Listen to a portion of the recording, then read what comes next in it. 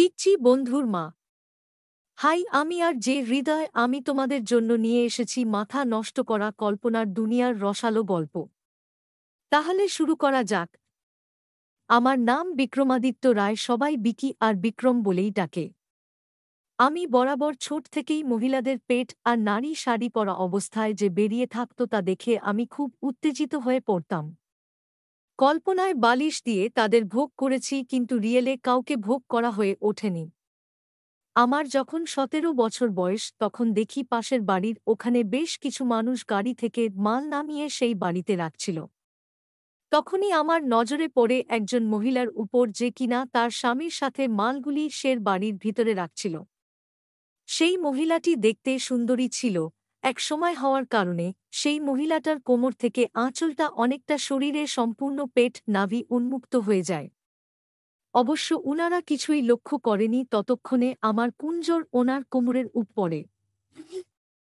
সত্যি করে বলছি বন্ধুরা, ওরকম মাখনের মতন পেট নাভি আমি কোনদিনও দেখিনি। সেই দিন আমি সহজ করে ওনার স্বামীর সাথে কথা বলতে যাই। কাকু, আপনারা কি নতুন এই বাড়িতে ভাড়া এসেছেন?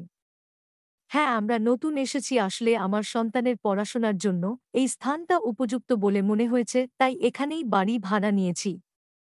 বাবা, তোমার বাড়ি কি এখানে? হ্যাঁ কাকু, আমার বাড়ি আপনাদের কয়েকটা বাড়ির পরে। ওই যে দেখছেন না ৭ তলা বিল্ডিং, বাড়িটা ওটা আমাদেরই। বাহ, তাহলে তো তোমরা খুব বড়লোক মনে হচ্ছে।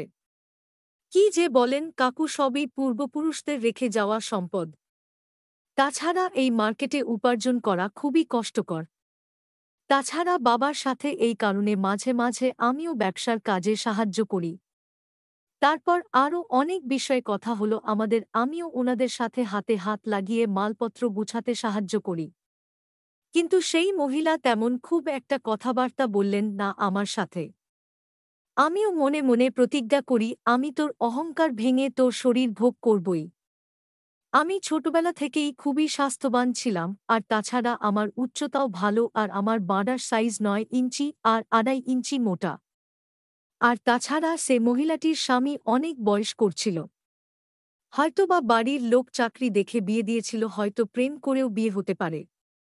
তারপর স্বামী ও চাকরি সূত্রে বাইরে চলে যায়। এরপর থেকে আমি বিভিন্ন অজুহাতে সেই মহিলার বাড়িতে প্রত্যেক দিন যেতাম। সবচেয়ে বড় কথা, ওনার ৮ বছরের ছেলের ছিল, তার সাথে আমি বন্ধুত্ব করি। সেই ছেলে আমি বলতে অজ্ঞান। তারপর ধীরে ধীরে সেই মহিলাও আমার সাথে, সেই মহিলাও আমার সাথে, সেই মহিলাও আমার সাথে স্বাভাবিকভাবে কথাবার্তা বলতে শুরু করে। ধীরে ধীরে সে আমার প্রতি দুর্বল হতে শুরু করে। সে এখন আমার বেস্ট ফ্রেন্ড এ পরিণত হয়েছে। কারণ একজন মহিলা বাড়ির ভিতরের একা একা থাকে, কোনো সঙ্গী নেই যার সাথে কথা বলে একাকিত্ব দূর করবে। তাছাড়া সে তার স্বামীর উপর অনেক অভিমান জমিয়ে আছে, সেটা আমি উনার সাথে কথাবার্তা বলে বুঝতে পারি। আর আমি বুঝতে পারি একে বিছানায় তুলতে আর বেশি দিন লাগবে না। তাছাড়া ওনার ছেলের সাথে আমার খুব গভীর বন্ধুত্ব হয়ে যায়, যে কারণে উনার সাথেও আমার খুব ভালো সম্পর্ক হয়ে যায়। বিভিন্ন ইয়ার্কি করি, কথা বলতে বলতে শরীরের স্পর্শ করি।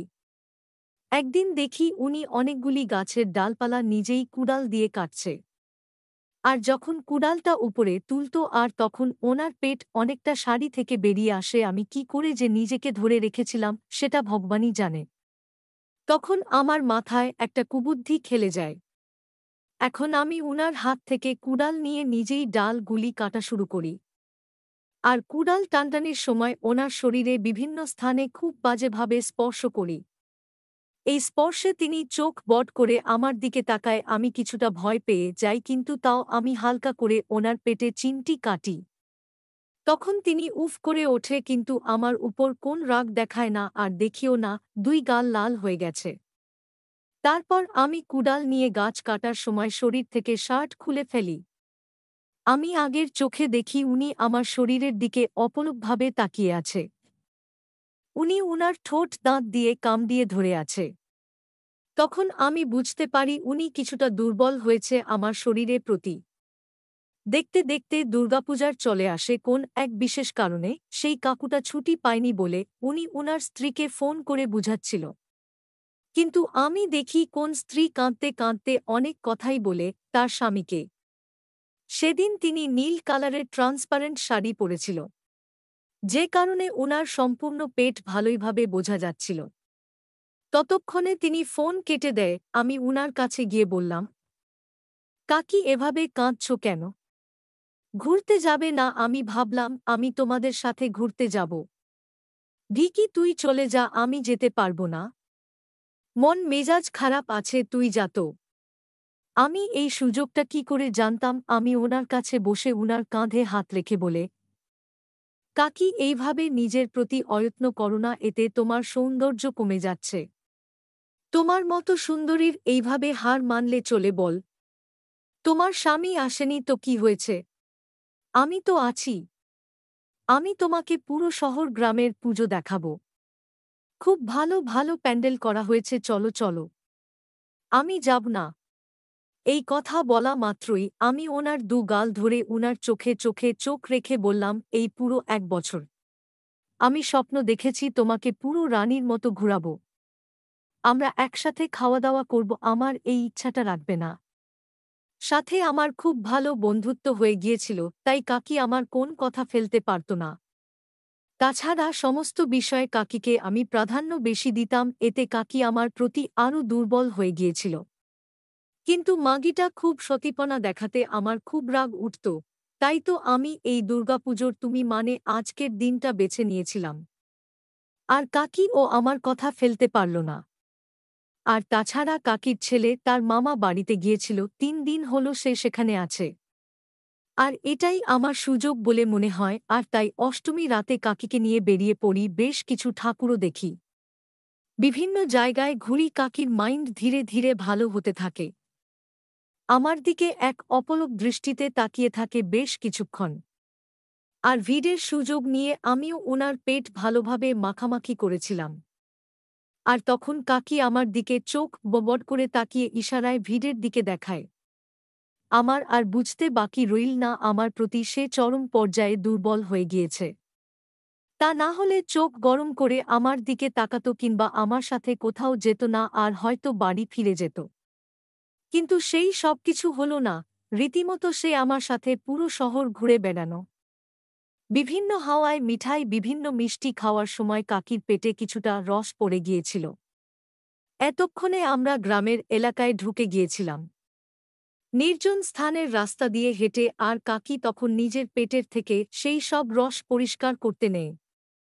আমি আর নিজেকে স্থির রাখতে পারি না, আমি ওনার হাত সরিয়ে সেখানে নিজের জিভ দিয়ে চাটা শুরু করি, পুরো রস চোষ করি। আমার জিহ্বা কাকির পেটে স্পর্শ হওয়া মাত্র কাকি কেঁপে ওঠে। প্রথমে তিনি বাঁধা দেওয়ার চেষ্টা করে, কিন্তু ততক্ষণে আমার মাথায় জেদ চেপে বসেছিল। আমি কোন বাঁধা না মেনে একটানে কাকির শাড়ি খুলে ফেলি। প্রথমে নিজেকে বাঁচানোর চেষ্টা করে, কিন্তু আমার জোরের কাছে হার মেনে যায়। আমি তখন কাকিকে বলি, ওই বয়স্ক লোকের ঠাপ খেতে ভালো লাগে, আমার ঠাপ খেয়ে দেখো কি মজাটা পাও। তারপর শুরু আমাদের আসল খেলা। আমি ওনার পেট এমন চোষা শুরু করি, তিনি চরম পর্যায়ে উত্তেজিত হয়ে পড়ে। এইবার তিনি আর বাধা দেওয়ার চেষ্টা করছেন না, বরং আমাকে খামছে ধরে। উনার চোখে মুখে তখন সঙ্গমের ইচ্ছা তীব্র আকারে ধারণ করেছে। প্রায় 2 ঘণ্টা সেদিন কাকিকে চুদেছিলাম। এরপর থেকে আমাদের সম্পর্ক আরও গভীর হয়। সেই রাতের পর দশমীর পরের দিন কাকু বাড়িতে ফিরে আসেন। ততদিনে ওনার স্ত্রী আমার প্রেমের জালে পুরোপুরি পাগল হয়ে গিয়েছিল। পরের দিন ঘুম থেকে উঠে দেখে তাদের শরীরে কাপড় নেই। তারপর না স্ত্রীকে যখন জিজ্ঞাসা করে, উনার স্ত্রী বলে রাত্রেবেলা তিনি আর ওই কাছাকাছি এসেছিলেন। কিন্তু এটা সম্পূর্ণ মিথ্যা, এটা আমার প্ল্যান ছিল। সেই রাত্রে আমাদের সাথে সম্পর্ক হয় এবং আমি কাকির যোনিতে বীর্যপাত করি। তাই এই প্ল্যানটা করি আমরা দুজন।